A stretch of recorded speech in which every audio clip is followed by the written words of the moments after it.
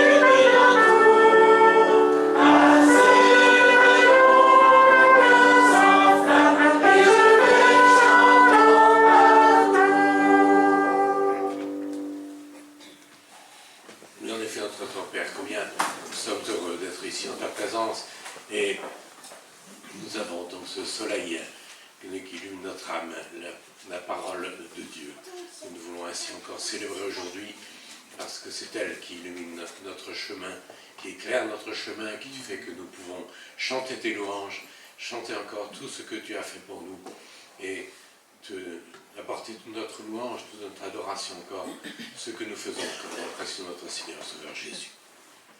Amen. Amen. Comme un fleuve immense est la paix de Dieu. Un jour elle avance. Constamment son cours parfait sa pente, sa veste toujours.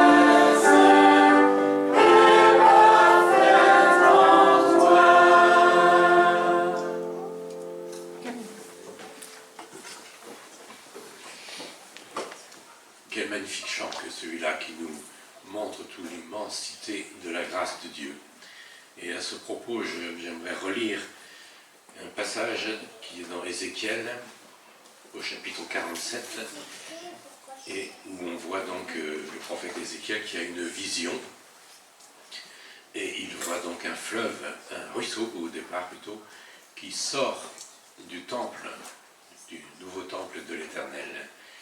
Et voici ce qu'il me dit. L'homme m'a fait revenir vers la porte du temple. J'ai vu que de l'eau sortait sous le seuil du temple, à l'est, car la façade du temple était orientée à l'est. L'eau descendait sur le côté droit du temple, au sud de l'autel.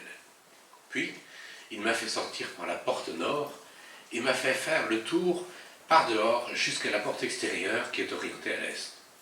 J'ai vu que l'eau coulait du côté droit. Lorsque l'homme s'est avancé vers l'est, il tenait un ruban à mesurer.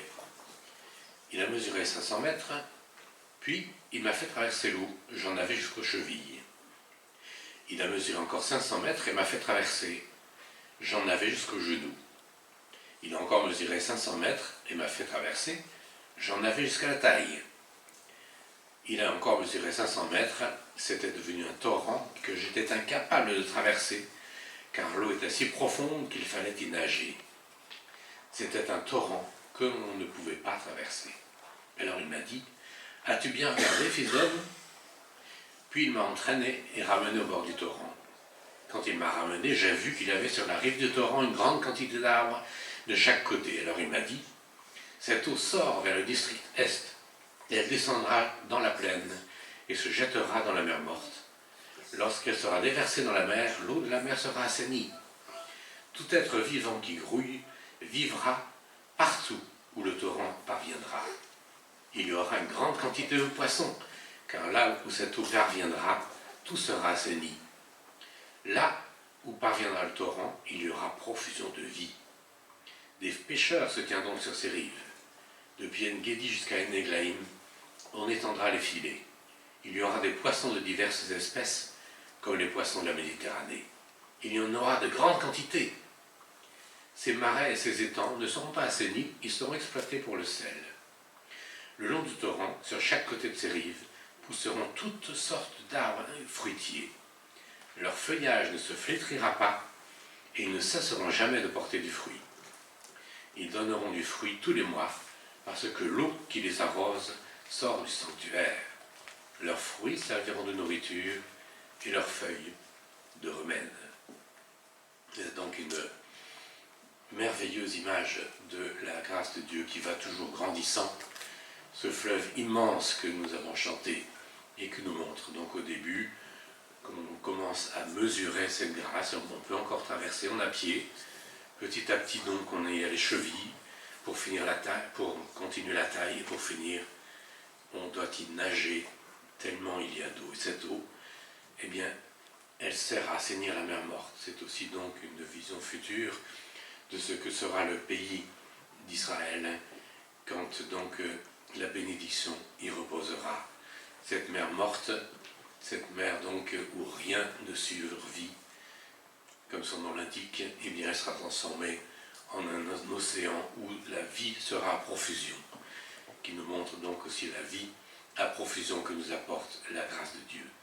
Et ça nous renvoie aussi au psaume 1er que nous étudions dimanche dernier. Leur feuillage ne se flétrira pas et ils ne cesseront jamais de porter du fruit. Ils donneront du fruit tous les mois parce que l'eau qui les arrose sort du sanctuaire. Comme dans le psaume 1er, nous voyons que celui qui se confie en l'Éternel est comme un arbre vert planté près des eaux et dont la feuille ne se flétrit jamais. Voilà donc quelle est la part de celui qui a mis sa confiance en Dieu. Quelles que soient les circonstances, nous avons chanté que tout n'était pas forcément toujours rose sur cette terre, et nous le savons bien, il y a des épreuves, il y a des maladies, il y a des moments qui sont difficiles, mais si nous nous reposons sur la grâce de Dieu, nous savons qu'il intervient toujours, et nous en avons eu des exemples récemment dans diverses circonstances, et pour lesquelles nous pouvons encore tellement remercier et louer le Seigneur. Alors nous pouvons continuer en chantant ce cantique « À Jésus, je m'abandonne, ce qui me dit, je le crois ».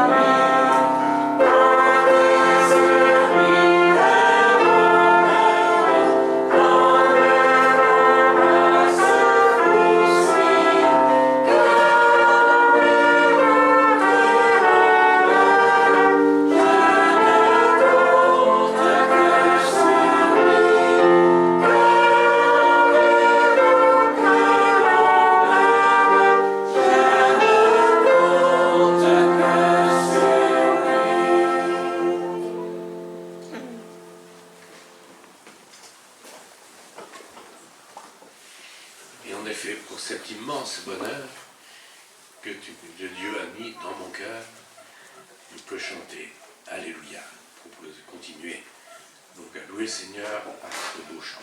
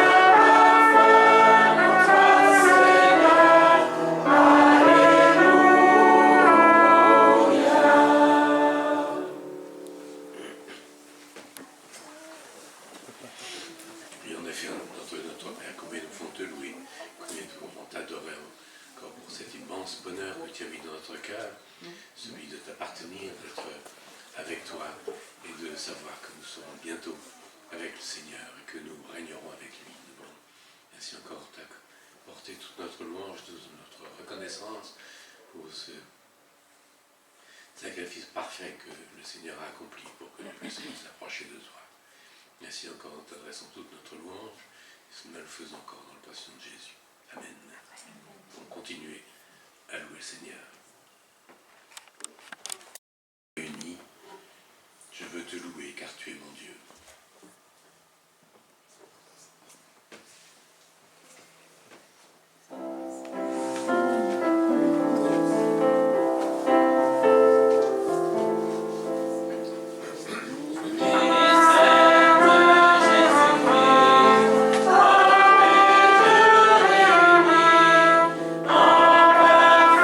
Parfait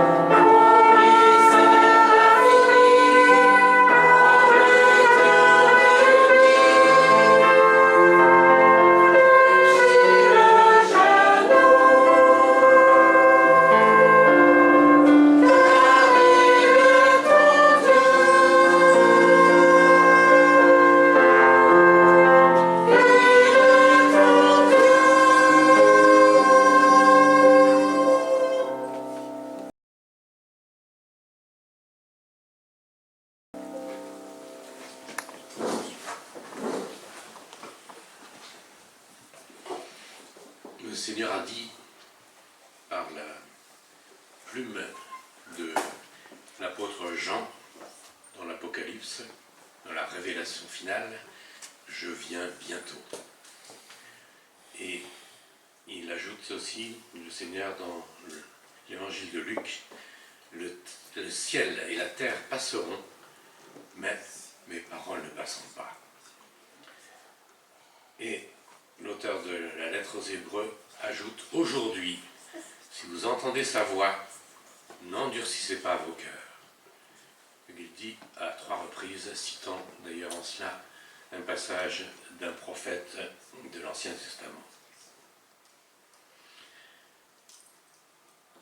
Un professeur de la Sorbonne, Norbert Hugedé, a écrit en 1978 un livre qui s'appelle « Christ reviendra, message pour l'homme moderne ». Et dans cet ouvrage, il affirme « Il faut être aveugle pour nier que nous approchons de la fin de l'histoire de notre planète. Quiconque se donne la peine de réfléchir sur les événements actuels doit conclure que le monde arrive au bout d'une voie sans issue, au point de vue économique, social, politique et même religieux. » Il a écrit ça en 1978. Et ça se confirme, j'ai envie de dire. Et depuis, malgré la prospérité, le progrès, les discours sur la paix, nombreux sont ceux qui voient l'avenir de plus en plus sombre et qui disent « qu'est-ce qui nous attend ?» Mais ce qui nous attend, c'est un événement d'importance universelle et imminent. Jésus-Christ va revenir, comme il l'a dit dans l'Apocalypse, « Je viens bientôt ». Et voici ce que l'apôtre Paul nous en dit dans la lettre aux Thessaloniciens, chapitre 4, à propos de la résurrection des croyants et du retour du Seigneur. Nous ne voulons pas, frères et sœurs, que vous soyez dans l'ignorance au sujet de ceux qui sont morts, ceux qui sont endormis, comme le dit l'original, afin que vous ne soyez pas dans la tristesse comme les autres qui n'ont pas d'espérance. En effet, si nous croyons que Jésus est mort et qu'il est ressuscité, nous croyons aussi que Dieu ramènera Jésus et avec lui ceux qui sont morts. Voici ce que nous déclarons d'après la parole du Seigneur. Nous les vivants, restés pour le retour du Seigneur, nous ne devancerons pas ceux qui sont morts. En effet, le Seigneur lui-même a un signal donné à la voix d'un archange et au son de la trompette de Dieu, descendra du ciel, et ceux qui sont morts en Christ ressusciteront d'abord. Ensuite, nous qui serons encore en vie, nous serons tous ensemble enlevés avec eux sur les nuées à la rencontre du Seigneur dans les airs, et ainsi nous serons toujours avec le Seigneur. Et sa conclusion, encouragez-vous donc les uns les autres par ces paroles. N'est-ce pas merveilleux, en effet, cette espérance glorieuse que nous avons? Alors certains peuvent se moquer de cela, et la Bible le signale. Voici ce que dit l'apôtre Pierre dans sa deuxième lettre. « Au dernier jour viendront des moqueurs qui diront « Où est la promesse de sa venue ?» Mais le jugement fondera sur les habitants de la terre qui ont refusé de croire. Ce que précise l'apôtre Paul dans sa deuxième lettre aux Thessaloniciens. Alors Dieu, avec patience, offre encore sa grâce à tous. Son Fils Jésus-Christ sauve du jugement ceux qui croient en lui. Son sacrifice à la croix les délivre de la condamnation et les place dans une sécurité éternelle. Quand Jésus reviendra, il sera trop tard pour se décider. Mais aujourd'hui, vous pouvez encore être sauvés. Où est la promesse de sa venue? En effet, les incrédules peuvent railler cette promesse. Nous ne voulons pas comprendre que la patience de Dieu. Mais bientôt, cette patience prendra fin et le Seigneur reviendra effectivement, selon sa promesse. C'est pour cela qu'il est si important de se souvenir de ce que le Seigneur a fait pour nous. Si nous ne le faisions pas, il y a bien longtemps que cette vérité fondamentale serait tombée dans l'oubli. Mais Dieu veille sur sa parole. Et c'est pour cela qu'il nous a demandé de nous souvenir, par ce simple repas, de son œuvre expiatoire sur la croix du Calvaire, où il a porté sur le bois le poids immense de notre péché. Alors relisons simplement ce qu'en a écrit l'apôtre Paul dans sa première lettre aux Corinthiens, au chapitre 11. En effet, j'ai reçu du Seigneur ce que je vous ai transmis. Le Seigneur Jésus, la nuit où il a été arrêté, a pris du pain. Après avoir remercié Dieu, il l'a rompu et a dit « Prenez, mangez, ceci est mon corps qui est rompu pour vous. Faites ceci en souvenir de moi. » De même, après le repas, après le souper, il a pris la coupe et a dit « Cette coupe est la nouvelle alliance en mon sang. Faites ceci en souvenir de moi toutes les fois que vous en boirez. En effet, toutes les fois que vous mangez ce pain et que vous buvez cette coupe, vous annoncez la mort du Seigneur jusqu'à ce qu'il vienne. » Et c'est ce que nous voulons faire encore aujourd'hui, nous souvenir de cette œuvre merveilleuse, magnifique, incommensurable que le Seigneur a accomplie pour nous, pour que nous puissions nous approcher de lui.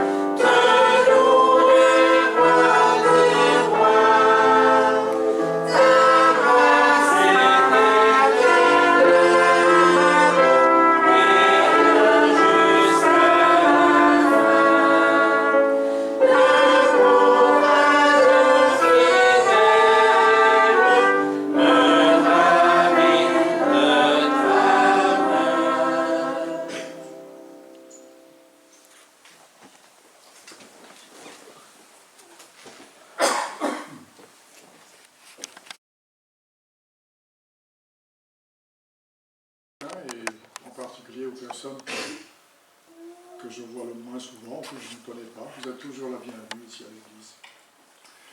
Aujourd'hui, nous allons aborder un psaume. Vous allez dire, oui, c'était déjà comme ça la semaine passée. Et aujourd'hui, c'est un psaume de David. Et David, pour le situer, eh bien, c'est l'arrière-petit-fils de Ruth et Boz.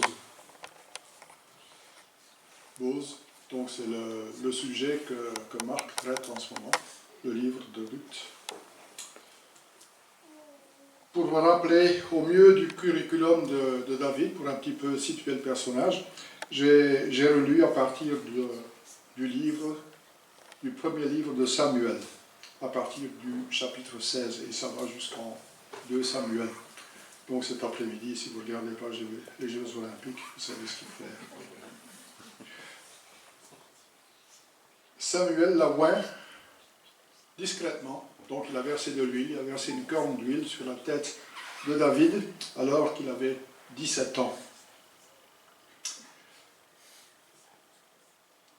Vous savez que par un combat célèbre, David est devenu connu en Israël.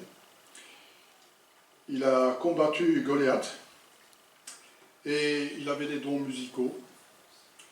On estime que dans le psautier, donc dans le livre des psaumes, près de la moitié des psaumes sont écrits par David. Donc, vous allez en retrouver quand vous parcourez les psaumes. Il avait des dons musicaux, il paraît qu'il jouait très bien le luth. Je ne l'ai jamais entendu, mais enfin c'est ce qu'on rapporte. Donc il avait des dons musicaux qui l'ont amené à la cour du roi Saül, le roi en place. Saül, c'était le premier roi d'Israël. Et Saül avait fait des bêtises, il avait donné un sacrifice et il avait pris un petit peu la place du prophète Samuel, qui lui avait donné un rendez-vous, mais il ne savait plus attendre, il voulait que ça avance un peu. Donc, voilà David à la cour du roi Saül. Et pendant 13 ans, il doit faire face à des détracteurs. Donc, si David a été oint, ça veut dire qu'il avait une mission future aux yeux de Dieu. Donc, il allait devenir le futur roi d'Israël. Mais David, c'était un homme qui était intègre. Et il voulait respecter la vie de Saül. Il ne voulait pas qu'il soit connu comme étant un révolutionnaire, donc il a laissé Saül régner jusqu'à la fin de sa vie. Durant 13 années, il a fait face à des détracteurs, des gens qui s'opposaient à lui. Saül sentait qu'il perdait en grâce au niveau du Seigneur et que David montait en puissance. Il était jaloux et il voulait éliminer. Donc David commençait à prendre trop de place. Et David a été trahi par des personnes qu'il ne pensait pas, même des gens de sa tribu, ont à un certain moment dénoncé David. Ils ont dit, oui, Saül, si tu veux éliminer David, c'est le moment, mais Dieu a à chaque fois mis des bâtons dans les roues de Saül et de ses détracteurs. Donc pendant 13 années, David a été un peu la souris pourchassée par le méchant chat, Saül. David a été un homme de foi. Dieu connaissait son cœur. Et à ce propos, vous pouvez lire en Proverbe 4, verset 23. Ce sont des...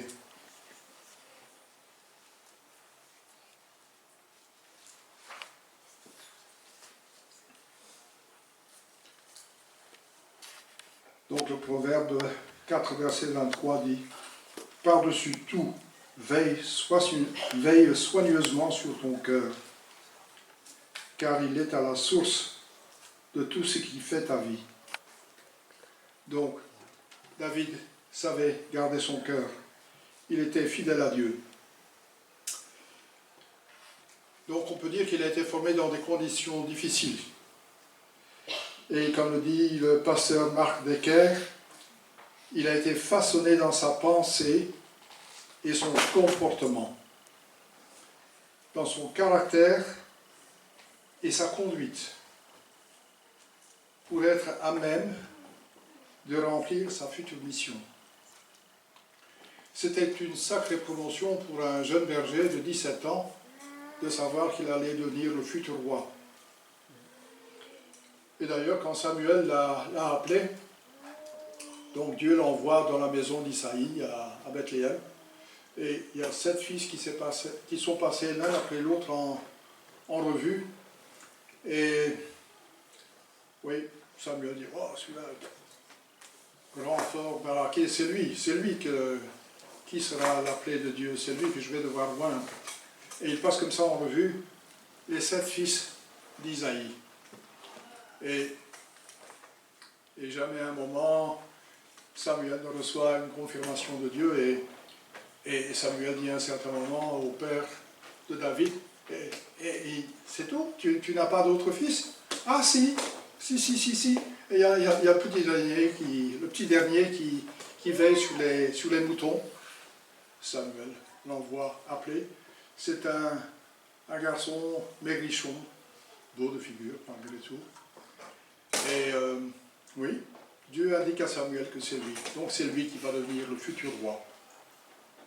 Donc la corne d'huile va être versée sur sa tête et c'est lui qui sera discrètement appelé à l'école des rois. Donc il a mis 13 ans pour parvenir au poste que Dieu voulait lui donner. À la mort par suicide de Saül, David a 30 ans.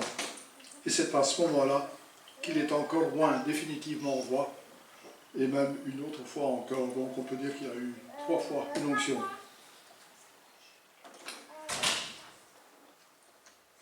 Comme je vous l'ai dit, il y a un grand nombre de psaumes qui ont été écrits par David. Donc ça prouve qu'il a passé de longues heures à méditer sur le Seigneur et à méditer ce qu'est une vie avec le Seigneur et à voir avec du recul sa vie. Et David savait qu'il était aimé de Dieu. Il faisait confiance en Dieu.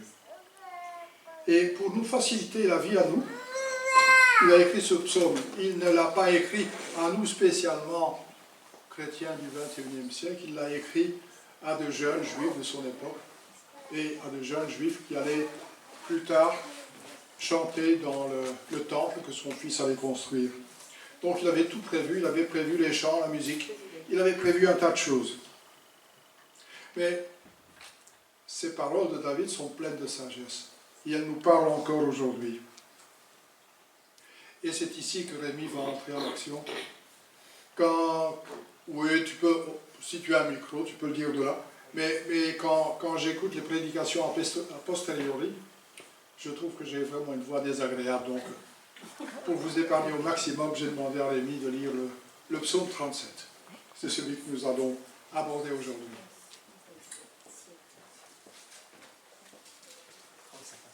Je parle avec un accent flamand, belge, donc c'est pas en français. À l'université, je me souviens qu'on m'a dit un jour, ah, vous êtes du Borinage. Le Borinage, c'est la région autour de la ville de Mons. Et on parle avec le même accent que le mien. Et puis il y a quelqu'un qui me disait, ah, tu es du Borinage aussi? Je dis, non, je suis flamand. Ah bon. Et puis, je dis oui. Enfin, il faut dire que j'étais dans une université francophone et les Flamands n'avaient pas bonne réputation et encore toujours pas. Vive la Belgique.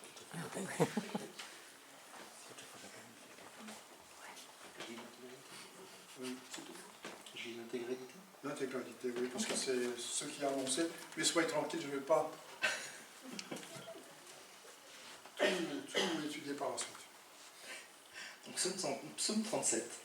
Ne t'irrite pas contre les méchants, ne jalouse pas ceux qui font le mal, car rapidement, comme l'herbe au champ, ils seront fauchés et se faneront comme la verdure.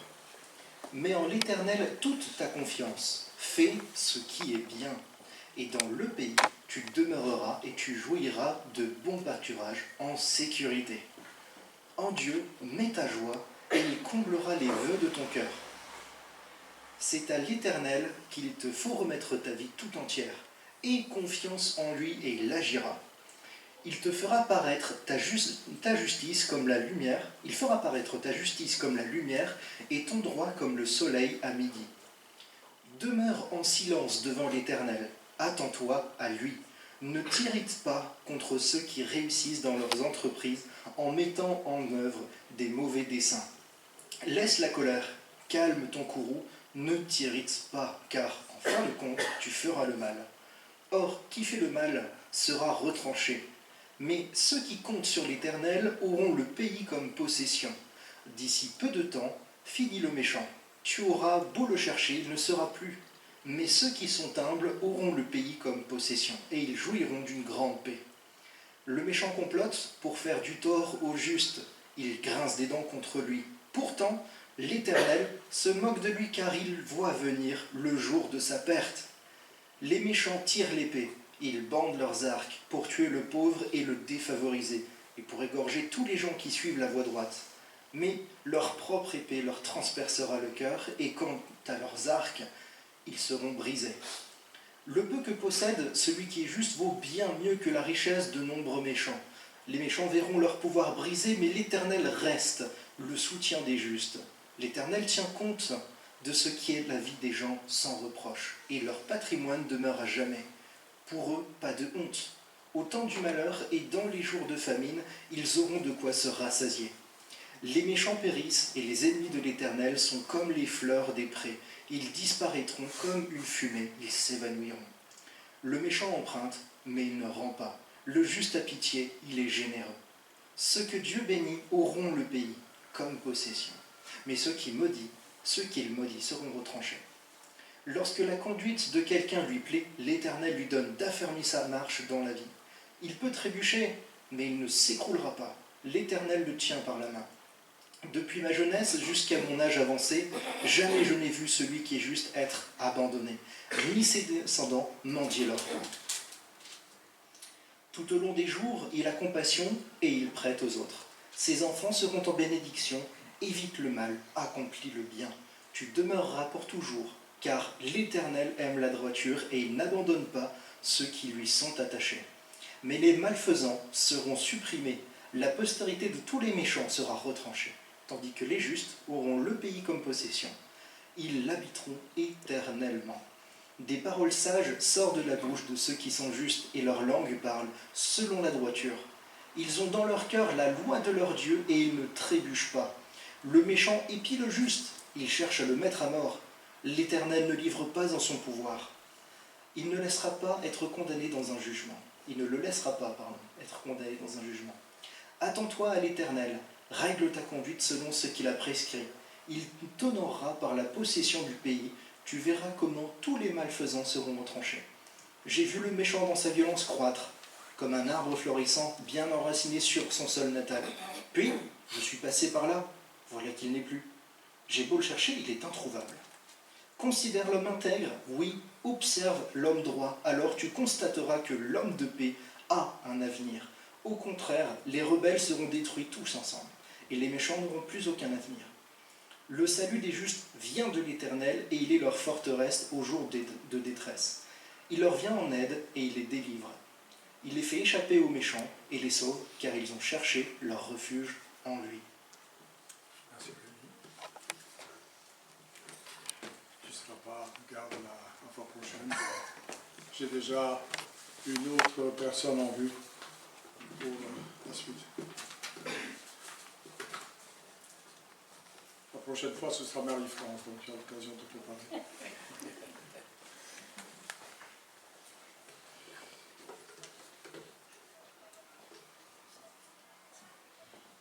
Le verset central de ce psaume 37, c'est d'après moi le verset 25. Et c'est un homme âgé qui parle, quelqu'un qui a vécu, qui a vu comment se déroule la vie des gens, des pieux, des méchants. La semaine passée, vous avez entendu par la voix de Denis qu'il ne faut pas s'arrêter sur la voie des méchants, il ne faut pas les croiser, ces gens-là. Il faut les éviter à tout prix. Et ici, de nouveau, on parle de méchants. Donc, encore une fois, ce psaume peut être considéré comme une leçon de sagesse donnée par quelqu'un qui sait de quoi il parle. Il s'adresse aux jeunes générations. Ce vieil homme a vécu avec Dieu, en le priant souvent, en lui partageant ses craintes, ses états d'âme, et en exprimant aussi sa reconnaissance pour sa présence continue et son soutien. David a ressenti que Dieu voulait aller plus loin avec lui. Il a senti qu'il était aimé. Je ne dis pas que David est resté un homme intègre toute sa vie, mais chaque fois qu'il a commis une erreur, il est retourné à Dieu, il s'est repenti chaque fois. David instruit donc le lecteur de ne pas se laisser frustrer par la prospérité des méchants. Souvent, on voit des personnes qui ont très bien réussi dans la vie, qui ont construit des empires, mais quand vous grattez un petit peu sous la surface, vous voyez que ces gens sont arrivés où ils sont, qu'ils ont amassé une fortune en profitant de la faiblesse des ouvriers, et ils ont profité des gens qui étaient vraiment dans le besoin pour se construire une fortune. Certainement, certains ont eu de très bonnes idées et ont contribué au progrès de nombreux pays. C'était la révolution industrielle dans le passé, et il y en a encore aujourd'hui qui construisent des fusées, des voitures, et je ne vais pas vous le citer, ce monsieur. Mais on voit qu'il y a quelque chose qui ne va pas dans leurs propos, en tout cas. Et ces gens-là, tôt ou tard, ils vont se casser le bec, comme on dit.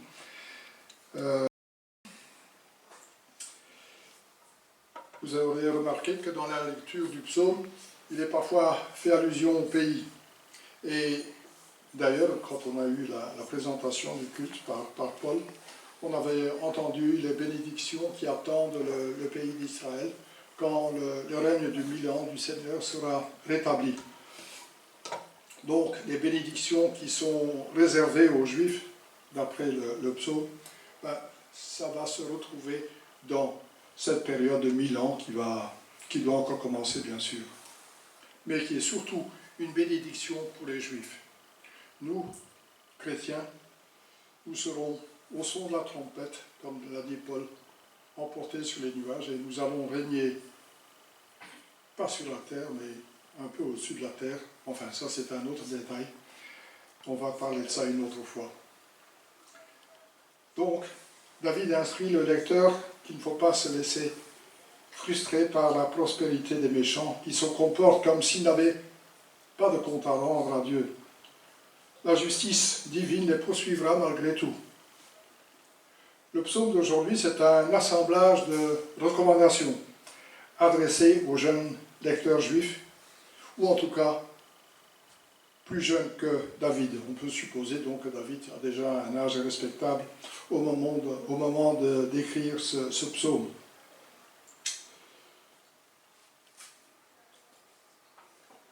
Pour sa part, David a toujours fait confiance au Seigneur, et il recommande de ne pas se tourmenter, de ne pas se vexer, de ne pas se sentir persécuté quand on voit ces méchants.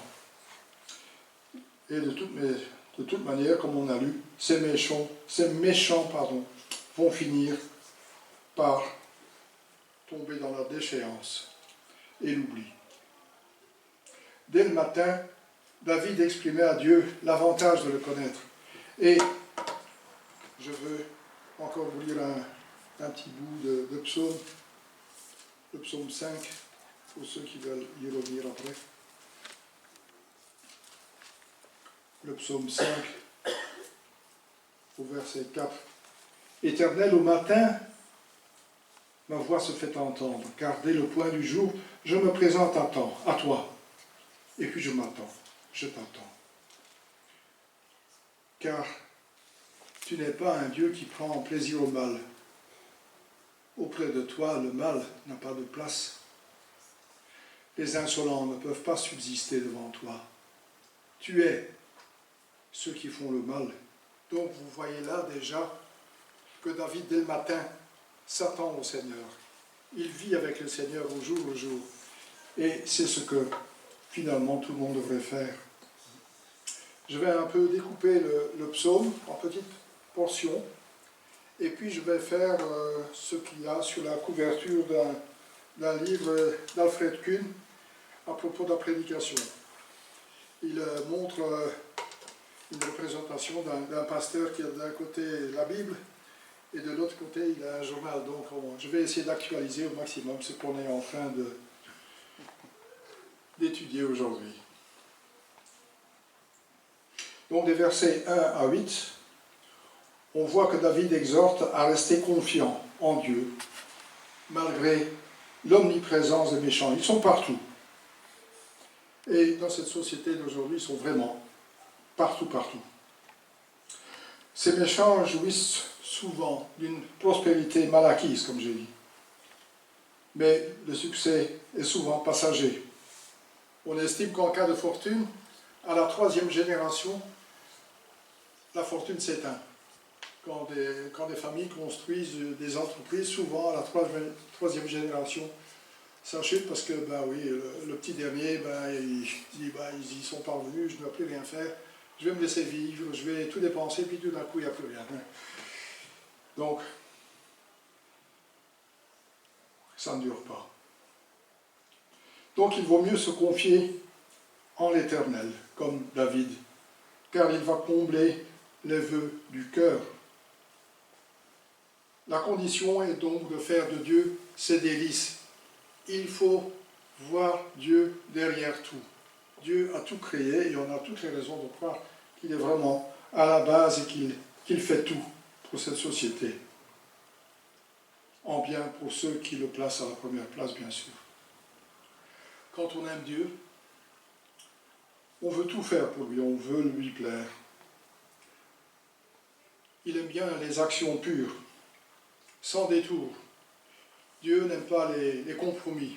Et nous sommes dans une société où on se donne des coups de coude et il faut parfois faire des compromis pour garder sa place. Bon, parfois on nous demande, comme Denis le disait la semaine passée, certains diront, oui, dis que je ne suis pas là, alors qu'on est là.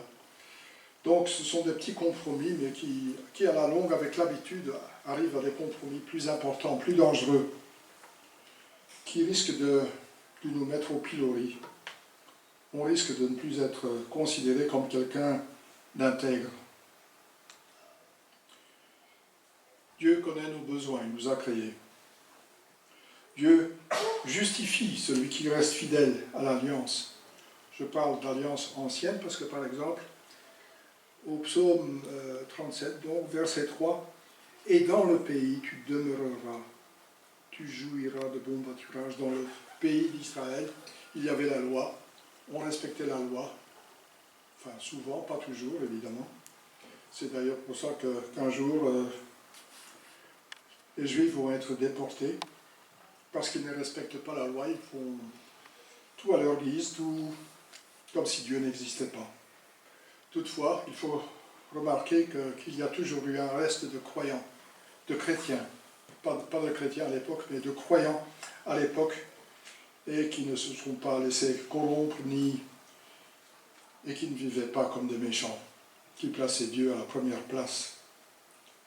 Quand on voit les riches pulluler et devenir de plus en plus riches, il importe de ne pas se mettre en colère. On ne peut pas commencer une révolution contre ces gens-là, car finalement on est entraîné dans une spirale de violence et ça risque d'être dangereux. Donc, le psalmiste, David, dit au verset 1er, ne t'irrite pas. Donc, on ne doit pas se mettre en colère. Vivons dans notre petit monde, soyons fidèles à Dieu, mais en tout cas, ne nous laissons pas influencer par les riches. Donc, ton bien, le plus précieux, c'est d'être considéré juste aux yeux de tous, selon la volonté de Dieu. Versets 9 à 11. Les méchants ne méritent aucun égard, car, comme je l'ai dit, ils ne font que passer dans le décor.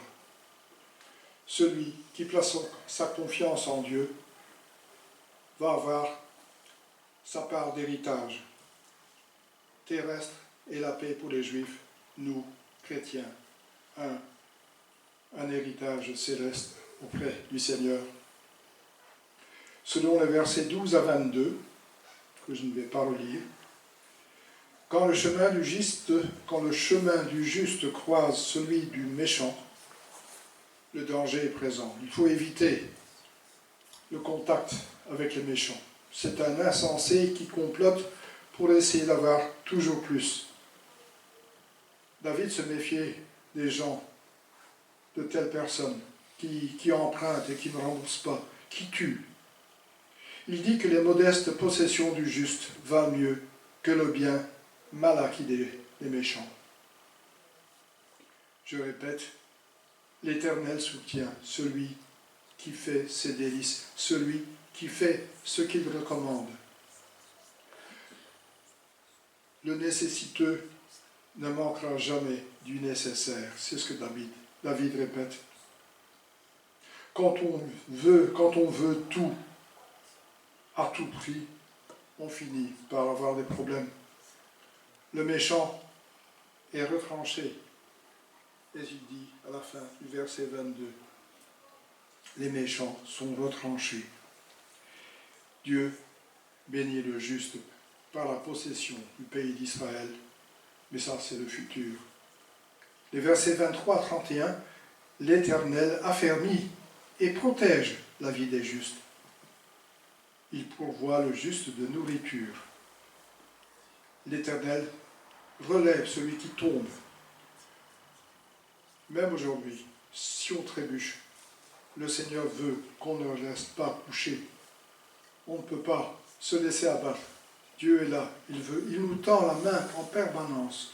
Nous pouvons faire confiance en Dieu. Des paroles sages sortent de la bouche des gentils. Et la loi de Dieu est gravée dans leur cœur. J'arrive au dernier paragraphe. Les versets 32 à 40. Le juste est parfois victime de sa crédulité. Mais quand il est saisi par le méchant, l'Éternel va certainement le libérer de cette emprise. L'Éternel va lui assurer l'acquittement en cas de jugement. Je ne dis pas maintenant que le chrétien peut se permettre de faire n'importe quoi. Il ne faut pas aller sur le chemin des méchants. Il faut éviter de croiser ce chemin. Vous allez dire, oui, nous en tant que chrétiens, nous devons parler du Seigneur. Oui, je dois avouer que pour honorer entièrement le Seigneur, il faut parfois passer par le chemin du méchant, mais on ne doit certainement pas s'y attarder, on ne doit pas rester sur le chemin du méchant. C'est dangereux, parce que quand il nous connaît mieux, il essaie de prendre de l'emprise sur nous, il essaie de nous dominer. Donc, l'Éternel va nous libérer de l'emprise du méchant. L'Éternel va donc assurer le futur du gentil, du juste. Il faut suivre l'Éternel de près. C'était demandé, ou en tout cas recommandé aux Juifs, pour avoir un héritage. Et maintenant, l'actualité va commencer. Le méchant ne gagnera jamais de médaille olympique. Il va trébucher, il va être disqualifié. Il n'atteindra même pas l'ombre du podium. La honte éternelle va poursuivre le méchant. Et les versets 38 à 42, lisez-les vous-même chez vous cet après-midi. Je ne vais pas les aborder. Maintenant, j'en arrive à l'illustration, au fameux journal là, que tense le personnage de l'illustration. Je suppose que beaucoup de Français ont regardé le spectacle d'inauguration des Jeux. Qui n'a pas regardé? Très bien. Il m'a expliqué. Vous avez très bien fait. Au début, on pouvait lire, à un certain moment, il y avait un écriteau qui passait en disant « Liberté ». Je suppose que c'est en rapport avec le blason de la France, liberté, égalité, fraternité. Nous, les Belges, on a autre chose, l'union fait la force. Enfin, quand les francophones et les flamands s'entendent. Liberté, est-ce que la liberté qu'on a voulu représenter là, est-ce que c'était la libre pensée? Je ne sais pas. Je ne vais pas trop m'aventurer sur le chemin de la France. Heureusement que la pluie était là. Cette fameuse pluie a refroidi un peu l'audace de certains artistes et de metteurs en scène. Cette liberté a donné à certains la permission de montrer des scènes d'une vulgarité extrême, je dirais. Quand j'ai écrit ces lignes, j'avais pensé à ce que je voyais, mais peu après, d'autres ont réagi. Même Poutine a réagi. En Turquie, Erdogan a réagi. Il allait en parler au pape. Je ne sais pas ce que ça va avancer. Dans quel sens ça va l'avancer. De jeunes chrétiens et d'autres moins jeunes ont certainement dû se dire devenir chrétien, c'est bien, disciple de Jésus, oui, c'est... Mais ça remet quand même en question ma liberté d'entendre. Ici, on montre des choses au grand jour. La terre entière a vu des scènes d'une vulgarité extrême, comme je l'ai dit. Moi, je vais peut-être pouvoir m'accorder quelques libertés. Puisque tout le monde a applaudi cette cérémonie, enfin presque tout le monde, certains ont dû se dire « Pourquoi devrais-je brider plus longtemps mes libertés ?» Le monde actuel est très permissif, on peut tout faire maintenant. Même en Angleterre, on casse, on fait, sous prétexte, vous avez... C'était à Manchester cette nuit. On peut tout faire. Il n'y a plus de respect pour l'autorité. Souvent, les enfants n'ont plus de respect pour les parents. Ce sont des valeurs qui se perdent. Certains jeunes croyants veulent encore vivre selon les normes du monde actuel. Et d'après eux, seul le dimanche et le dimanche matin. À ce moment-là de la semaine, le dimanche matin, le Seigneur aurait encore un droit d'autorité, il pourrait encore dire quelque chose. Mais pour le reste de la semaine, souvent, on se laisse aller. Et tout le monde ici dans la salle a vu des chrétiens tomber. C'est possible de tomber en tant que chrétien, mais c'est à se demander à ce moment-là si, au moment de la conversion, au moment du baptême, s'il y avait vraiment conversion, ce qui se passait vraiment dans le cœur des gens. Et quand on est jeune chrétien, on est certainement très influencé. Je me souviens que je me suis fait baptiser à 18 ans. On m'avait dit, oui, fais-toi baptiser à 18 ans, tu seras sage à ce moment-là. Mais je peux vous assurer qu'après 18 ans, j'ai encore fait des bêtises monumentales. On rentre progressivement dans la voie de Dieu. On n'est pas saint. On ne fait pas tout ce que le Seigneur veut tout de suite. On voudrait le faire, mais le monde nous colle à la peau. On se laisse influencer. On veut encore profiter de certaines choses. Et de plus en plus, vous verrez le Seigneur prendre plus de place dans votre vie. Et à un certain moment, vous verrez que le Seigneur va prendre toute la place de notre vie. Nous allons remarquer un peu à la fois que vraiment le Seigneur vaut la peine d'être suivi de près. Comme je l'ai dit, au début, la sanctification, on ne sait pas très bien ce que c'est, on doit grandir dans la vie chrétienne. Et on peut dire qu'au début, notre sanctification doit encore tout apprendre. Et on estime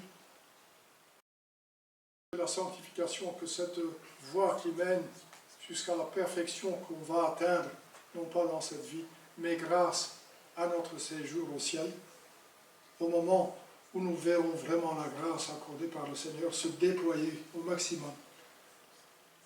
À un certain moment, nous allons entrer dans la présence du Seigneur. Et à ce moment-là seulement, nous serons parfaits, parce que nous serons auprès du Seigneur. Je me souviens d'une personne qui venait ici à l'église, qui n'est plus là, et qui disait, oui, je voudrais vivre. J'aurais voulu vivre au temps du Seigneur, pour pouvoir m'approcher de lui, pour pouvoir le connaître, pouvoir l'approcher.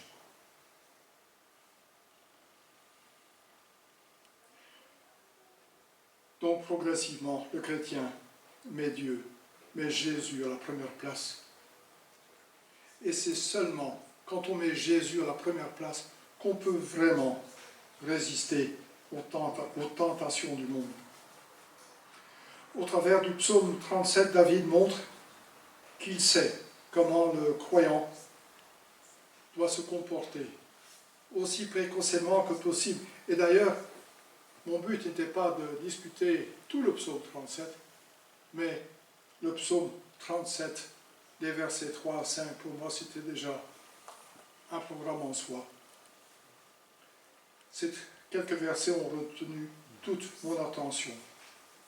Les 37 degrés du corps, par exemple, sont parlants. Oh, on peut se faire une petite fièvre. Allez, je vous accorde les 37 degrés 5 parce que je trouve que ce verset est intéressant. C'est à l'Éternel qu'il te faut remettre ta vie tout entière. Aie confiance en lui et il agira. Si on marche avec le Seigneur, on se laisse bénir par le Seigneur, on prend des chemins plus faciles, on ne cède pas au compromis, on est pur.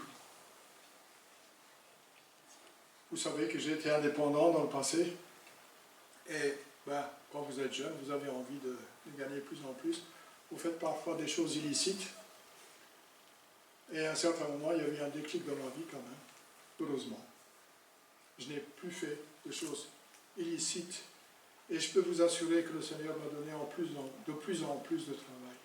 Ce n'est pas en faisant des compromis que vous allez avoir plus de place ou plus de chance dans la vie, c'est en donnant tout entre les mains du Seigneur. Plusieurs fois, des patients m'ont dit « Ah, je vous donnerai bien ce travail si vous mettez pour la sécurité sociale un autre numéro code pour que j'obtienne un remboursement. Oui, tel autre le fait, vous savez. Si vous ne le faites pas, vous allez perdre des patients. » J'ai dit non, je ne fais pas ce genre de choses. Et certains disaient oui, je vais faire un grand travail, mais donnez-moi une remise de 20%, mais ça reste entre nous. Non. J'ai dit, si c'est comme ça, je ne le fais pas. Donc, choisissez une vie sans compromis. C'est vraiment la recommandation que je donne à tout le monde.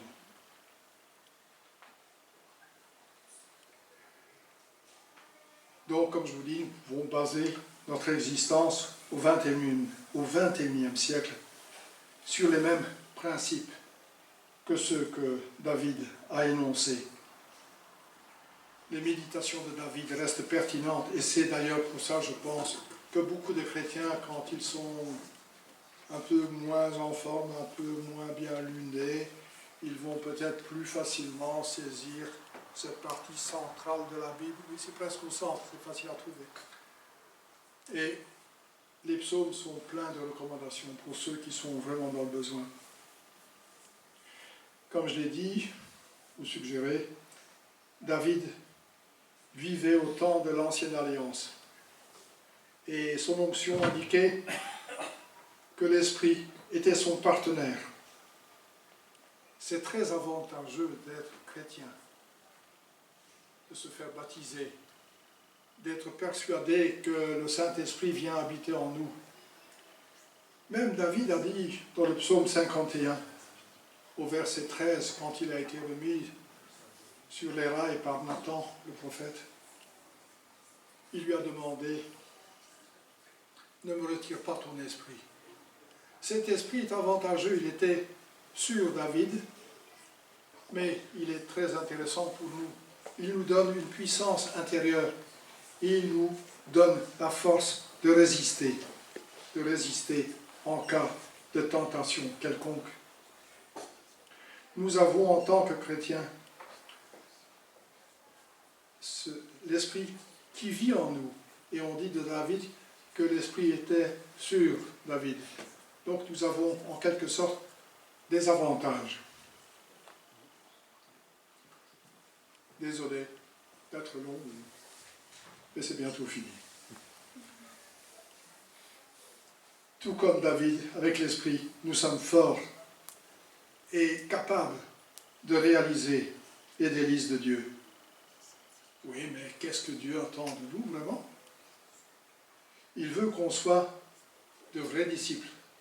Il veut qu'on soit des élèves zélés à son école. Il veut qu'on devienne des ambassadeurs de sa cause. Comme je l'ai dit, il est notre créateur, il nous connaît. Bon, on a encore un peu de temps. Je vous ai déjà raconté ça. Un jour, un monsieur roule avec une Ford T, et il tombe en panne, et il fait du stop, il essaie d'arrêter les voitures qui pourraient l'aider parce qu'il est dans une zone désertique.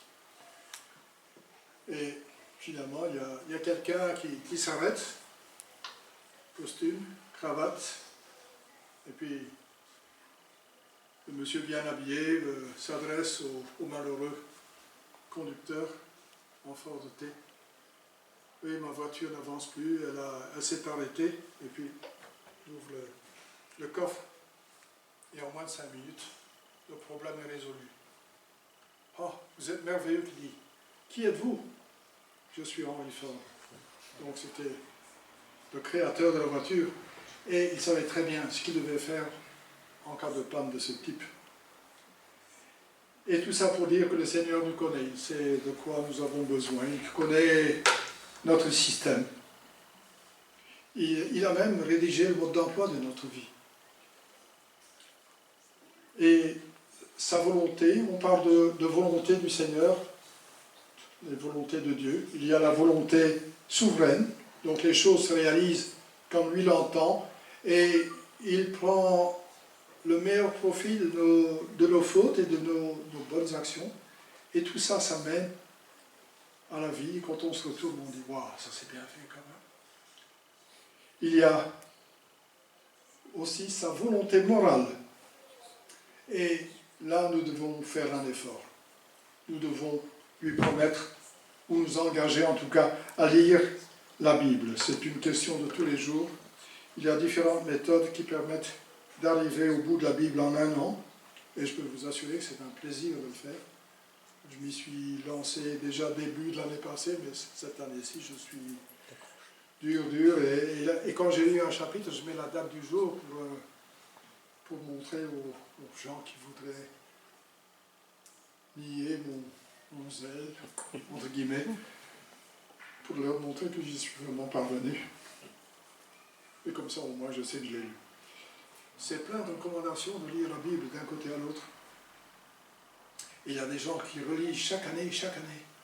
C'est très instructif. Et là, en lisant régulièrement la Bible, on sait ce qui est bien, ce qui plaît à Dieu, et ce qui ne lui fait aucun plaisir. Donc c'est possible de le faire en 1 an. Et ça, c'est la volonté morale qui est enseignée progressivement. Et ça nous permet de distinguer le bien du mal. Dieu attend de nous l'intégrité.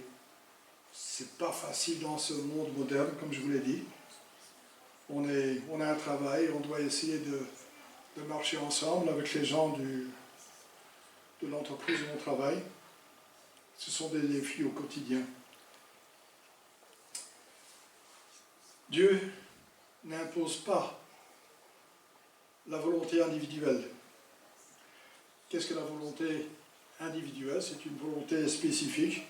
Ça voudrait dire que Dieu sait déjà à l'avance avec qui on va se marier, quelles études on va faire, quel endroit on va habiter.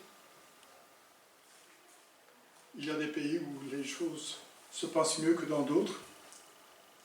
Il y a des pays qui sont convoités par les exilés, par les réfugiés.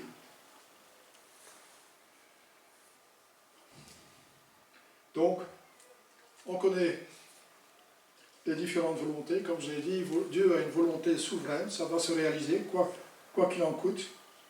La volonté morale, et il y a des volontés spécifiques. Et ce sont des volontés individuelles. Mais là, il ne dit pas exactement ce qu'il veut, mais au travers de la volonté morale, il nous donne une indication de la direction à suivre. Dieu nous donne la liberté, oui, la liberté d'utiliser intelligemment notre cerveau et d'agir avec sagesse Et vous savez, par l'épître de Jacques, qu'on peut demander un supplément de sagesse en cas de besoin. Nous pouvons donc choisir nous-mêmes nos études, notre conjoint et notre lieu d'habitation. Pour nous faciliter la vie, il importe quand même de rester dans la sphère de la foi, de la communauté dont nous sommes membres. Nous sommes membres les uns des autres. Et il est important de nous conseiller les uns les autres. Il y a des frères et des sœurs ici dans la salle qui sont plus experts que d'autres dans certains domaines de la vie. Quand Paul a écrit à Tite, au chapitre 2, il a recommandé aux anciens de donner des conseils aux plus jeunes. Et c'est ce que je demande aujourd'hui aux aînés, c'est le fait de pouvoir s'approcher des plus jeunes. Et aux jeunes, je dirais, approchez-vous des plus anciens si vous avez des recommandations, si vous avez des soucis quelconques. Nous avons des têtes grises ici, et des têtes grises qui perdent même les cheveux gris. Ceux-là, il faut les questionner, il faut demander des modes d'emploi de la vie. Donc, il est conseillé de rester fidèle à son rassemblement et d'essayer d'organiser sa vie autour d'un rassemblement. Il ne faut pas aller habiter dans un coin où il n'y a pas de rassemblement. Ce n'est pas évident.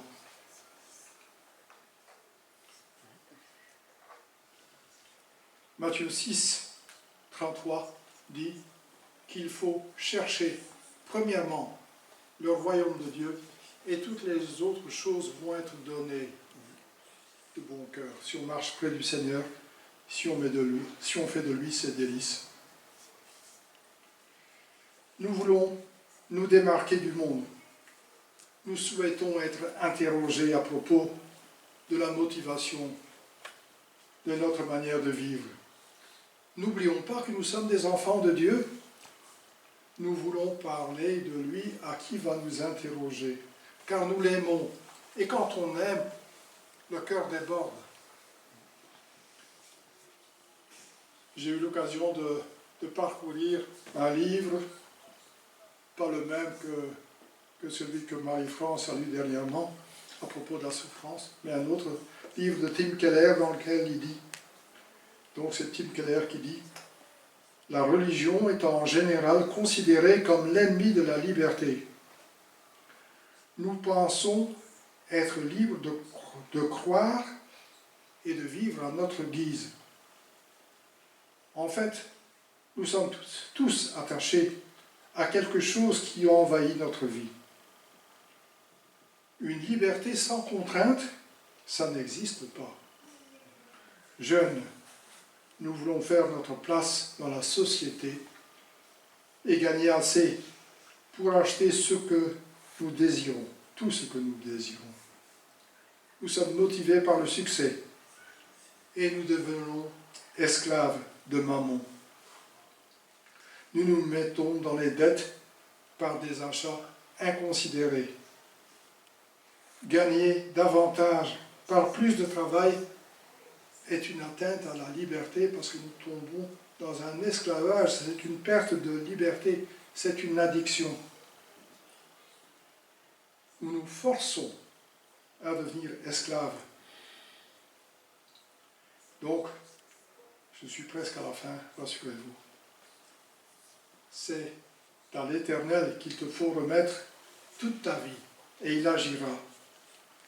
Les chrétiens, par amour pour le Seigneur, pour le Sauveur, acceptent des contraintes qui sont des contraintes libératrices.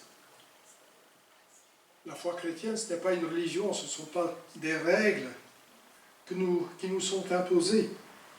La foi chrétienne, c'est une relation avec le Christ.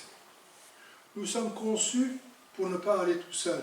Nous sommes conçus pour être à plusieurs. Nous sommes conçus pour nous approcher de Dieu. C'est comme ça qu'il nous a conçus. Donc, il est important d'avoir une relation avec le Christ. Nous sommes conçus pour connaître servir et aimer Dieu. Et maintenant, je donnerai encore un conseil aux quelques jeunes qu'il y a encore dans la salle. Jeune homme, et toi, jeune fille, quand tu tombes amoureuse d'une personne du sexe opposé, tu cherches à établir la liste de ce que l'être aimé apprécie et ce qu'il déteste. Vous cherchez à faire la volonté de l'autre et pas la vôtre. On découvre le plaisir de faire plaisir. On sacrifie sa liberté pour le bonheur de l'autre.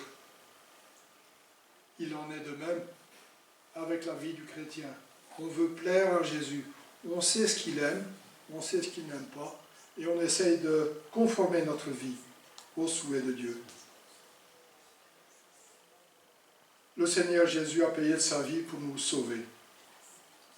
Il souhaitait nous racheter, nous réconcilier avec Dieu. Notre bonheur suprême, c'est de l'avoir rencontré. Et le rencontrer, c'est l'aimer, parce qu'il a fait des choses immenses pour nous. Il écoute nos prières, il nous exauce. C'est vraiment merveilleux de pouvoir donner sa vie au Seigneur. Il est notre parfaite libération. Il est notre liberté. Nous savons ce que Jésus apprécie ou déteste, je le répète. Quand on aime vraiment le Seigneur, accomplir ses commandements, c'est le début de la vraie liberté. Il nous écoute, il nous exauce, ce n'est pas du temps perdu. Nous lui faisons confiance. Quel bonheur de marcher avec lui. Et je voudrais encore lire quelques versets. Et c'est peut-être intéressant que vous preniez votre Bible en Jean. L'Évangile selon Jean, chapitre 8.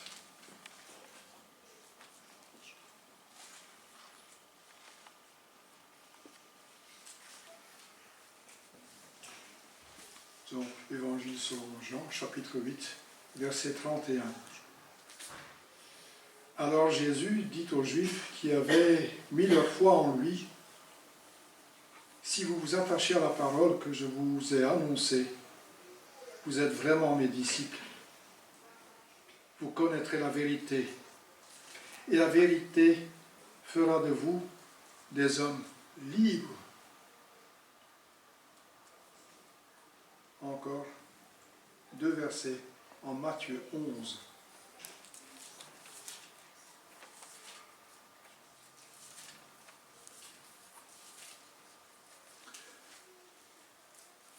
Matthieu 11, verset 28. Venez à moi, vous tous qui êtes accablés sous le poids d'un lourd fardeau, et je vous donnerai du repos. Prenez mon joug sur vous, et mettez-vous à mon école, car je suis doux et humble de cœur, et vous trouverez le repos pour vous-même. Jusque-là. Je veux terminer par une prière que j'ai trouvée dans un livre de Tim Chester. Éternel, je te prie de me donner l'intelligence pour comprendre ta parole, pour me donner l'humilité pour me soumettre à ton peuple, et la sagesse pour bien évaluer les options. Que mon cœur soit sans partage dans mon amour pour Jésus et en confiance en tes bienfaits. Jusque-là.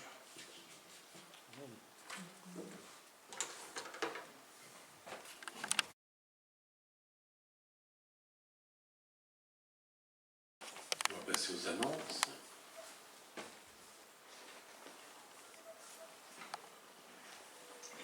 Cette semaine, réunion de prière à 19h30 à l'église, mercredi, comme d'habitude.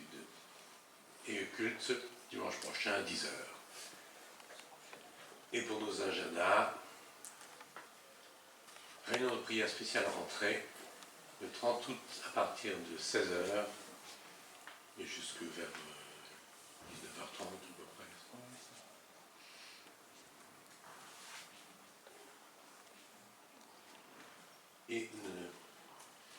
notons sur nos agendas le séminaire avec Dany Hameau les 14 et 15 septembre prochains. Joyeux anniversaire à Mathis, mais qui n'est pas avec nous aujourd'hui. Et toutes les informations que nous retrouvons sur les sites habituels et dans le bulletin reflet. D'autres annonces peut-être? Quelqu'un a quelque chose de spécial à révéler? Alors je propose de terminer par ce chant qui résume assez bien tout ce que nous avons dit ce matin. Toi qui disposes de toutes choses et nous les donnes chaque jour, reçois au Père notre prière de reconnaissance et d'amour.